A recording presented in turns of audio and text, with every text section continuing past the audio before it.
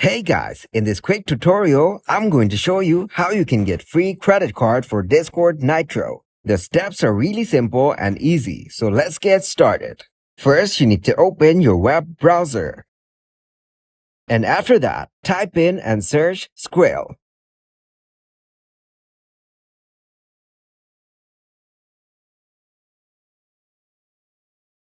From the results, click on the first link as shown here.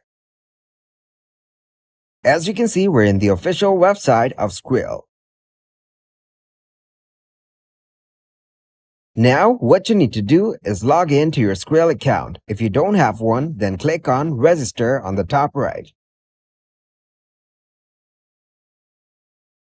Once it loads up, all you need to do is fill in your information and open a Skrill account. And once you're done opening your Skrill account, you'll be redirected to the homepage of Skrill. From there, you can access your free virtual credit card that you can use anywhere, which means you can use it to get your free Discord Nitro.